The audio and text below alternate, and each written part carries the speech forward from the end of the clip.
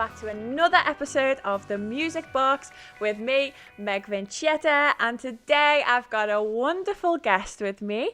I have got the magnificent Jasmin Nash. Hello, you alright? Hello, I'm good, thank you. How are you? I'm boss. Are you excited to be here? Yeah. Oh, it's very nice. Well, I've just had a little sneak peek and I've just sat in on your performance and it was amazing. Oh. I had tingles all over my body. That's my aim, just to give people shivers. How was it for you? It was great, you know, to be able to play a bunch of songs that I've always played at open mics, to actually play them, you know, in a bit more professional way. It's so nice. Oh, professional. Oh, Thank you very much. Professional.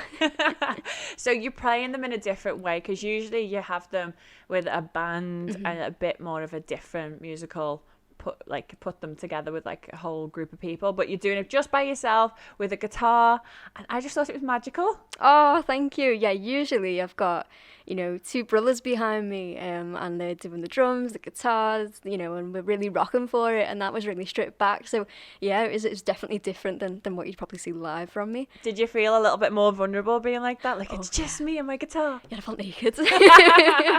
Yeah, well, you're supposed to imagine us naked, but I wouldn't after this lockdown, okay?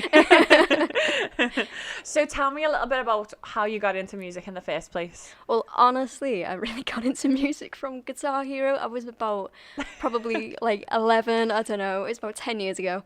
And, you know, when it was the World of, what's it, the War, not the War of the Worlds, that's what it's called, World Tour, that's it. And it had Hayley Williams in it, and she was rioting out to one of the songs, and I was just in love.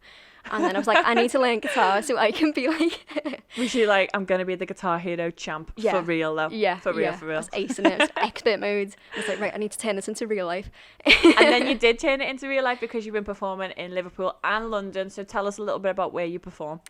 So mostly I perform in Liverpool, and it's just such a nice community. Like, you know, it's the best place to be born and bred in, away from music, because it's on your doorstep. A little bit biased, but no, but it's so nice to have so many opportunities in the city, and everyone's so supportive and everyone's so creative, and you've got so many different cultures and backgrounds that come to, you know, the shows, and you know, it's nice to see so much different things in one place. Yeah, it's a little cultural hub, isn't it? Yeah, got a little splash of everything here we have. So what would be your dream stage?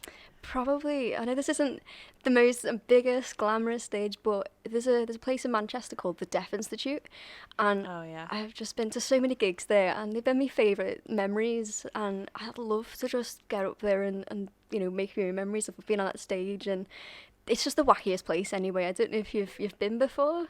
Yeah, with all the crazy interiors. Yeah, so it's got like parrots on the wallpaper, and it just looks like it should be like totally out of place. And then it's got this giant disco ball, and then in the bathroom, I don't know about the men's, but in the women's, it's got this weird Dolly Parton wallpaper, and it's got like good Dolly, bad Dolly, and the bad Dolly's got like her eyes scratched out. It's the weirdest place, but I love that though. It's just like the inside of a crazy person's mind. Exactly, and who wouldn't want to perform there? Well, I definitely want to go there, that's for sure.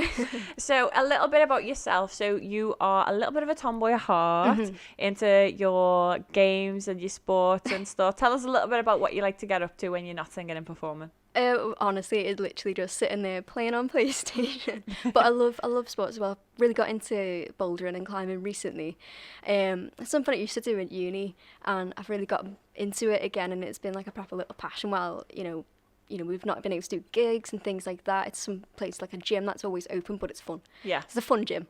Have you never had a bad fall, did I ask? Oh my God, I did. Not too long ago. And it wasn't actually a bad fall, but I ended up in like A&E the next day when I couldn't walk, and I was like, what have I done? Sounds a bit like a bad fall. Yeah, I carried on with it that day. I didn't notice anything, but yeah, apparently. Well, try not to, don't hurt your arms, okay? So make sure you can carry your guitar. I get so scared, I'll injure my fingers. Oh. Let's talk a little bit about the songs that you've just performed for us. Like, two really beautiful acoustic songs, and there's some really, really powerful stories behind both songs. So let's scratch beneath the surface of those. So a little bit about Crying Wolf. So this one, this is right, quite a long time ago now, probably about 5 years, something like that. It came from, lyrically, I guess, a friendship I had back when I was younger, and it was a lot of responsibility within that friendship on, I felt like, my part, in terms of they were going through a hard time, they were feeling really down, and with their mental health. Yeah, to a point where they were suicidal.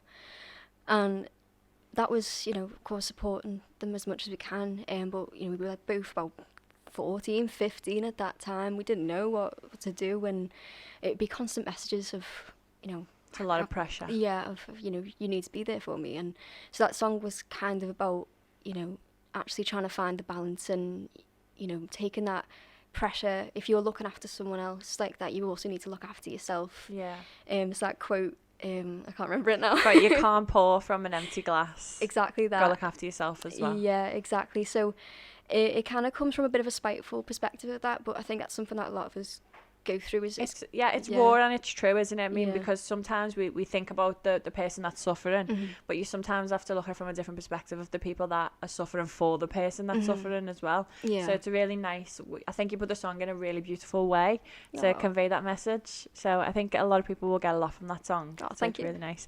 And also as well, that kind of reverts back to your career as well, because you work in mental health, don't you? Yeah. So I live in Liverpool Mental Health, and that was part of the reason why I went into it. Was, I didn't know what to do during that time to support that person, and so Yeah. it's like, right, let's look into it, and then became obsessed with psychology. Most teenagers do. Everyone does a psychology degree, but to at the moment be that first line of treatment for most people with mental health, I think is really important. And I don't think a lot of people know about mental health services, that they're literally just out there. They're called IAP services, and I think that's probably why, because no one thinks to search something called IAP that doesn't even sound like a usually word. like, help me.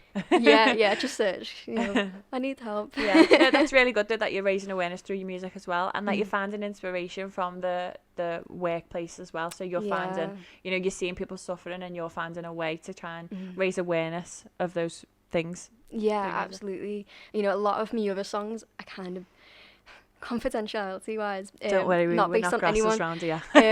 but there is like patient stories, and they really hit you, and it's to get them out and to tell their story through a bit of a song is really meaningful, I think, for a lot of people, because a lot of people would resonate with that, because it's everyone I see in terms of my work tend to go through similar things, but because they're so isolated, they don't tend to know that. So I think music kind of brings people together to know that there's other people going through these things as well. Yeah, it normalises it as well, which is something that you're really passionate about, isn't it? Yeah, absolutely. I think we all have good days and bad days, and it's important to recognise actually we slipping into red flags, so we starting to actually need a bit more support, and it's okay to reach out.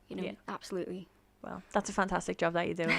So the next song that you sang for us was Sins. Mm-hmm. Now, I love the story behind this, so if you want to share it. Sure. Oh God. So it's a bit about my brother, really, to be honest, and his coming out as being gay, and we didn't have a clue, really, to be honest. And what basically happens was I went to my mum's house one day, and my brother was there, and he's upset, and we didn't have a clue what was going on. Me and my partner, we were both there, but we weren't actually out yet together. We were just friends, best friends, always round. The bestest friends. But my mum would really tell me what was going on. No one really was really talking about it. All we knew was my brother was dead upset, and then we found out through like the grapevines that he'd come out. And then but you had not came out at this point either. So they didn't know I was gay, and then my brother was gay, and it seemed like actually me family had reacted quite badly in a way, because my brother was so upset, and it ended up being that we thought it was because my family background, they used to actually be Jehovah's Witness, and so quite a religious background there. I wasn't raised religious. Yeah. So scary and daunting for your brother exactly. to completely break the mold and go against essentially what the values are of that religion. Yeah, exactly. So we were seeing this as, oh God, we can't come out because then, our family will hate us because they believe this. And it wasn't anything like that at all. It turns out, because we just hit bits and bobs. Yeah. This was the formula we were putting together. But I think my brother really did struggle, actually, because the outskirts of the family who are still in that religion, they are lovely people, but there's just sometimes a bit of conflict between my brother and them, because they share different values and such, and so it can be quite hard. And that's what the song's really about, is getting shunned by religion for being who you are in a way. But thankfully, your family have chose love over religion, and now that it's kind of worked out, and if it's worked for you guys and you've been able to be vocal about it, and now celebrate your sexuality, and that hopefully will inspire more people to be able to do so as well. So again, another passionate. I'm all about these good vibe songs, by the way. Oh, absolutely. No, yeah, it was absolutely great to come out to my family. There was no issue at all. It was fab. And now you're happy. Proud. I'm proud, honey. I'm proud every year. Right, that's amazing. Well, so what are you up to now then? What are you working on? So at the moment, with lockdown starting to inch its way out, hopefully... Hallelujah. Finally. Hopefully we'll be starting to see a bit more gigs, a bit more maybe local Liverpool ones. And I'm hoping to record a couple of songs, especially that first one, Crying Wolf, get that recorded and maybe just intro into like a little EP for 2021. Fingers crossed. Amazing. So you've spoken into existence now. EP 2021. Since it's already available on all streaming platforms, I've already added it to my collection. So make sure you do that. Thank you so much for chatting with us today. I've had a lovely day with you. Oh, thank you, same. Thanks for performing at the Music Box as well. Oh, it was amazing. Thank you for the opportunity. No problem. So I've been Meg Vincetta. She's been Jasmin Nash. And that's all for today. So thanks for tuning in. But now we're tuning out. Bye.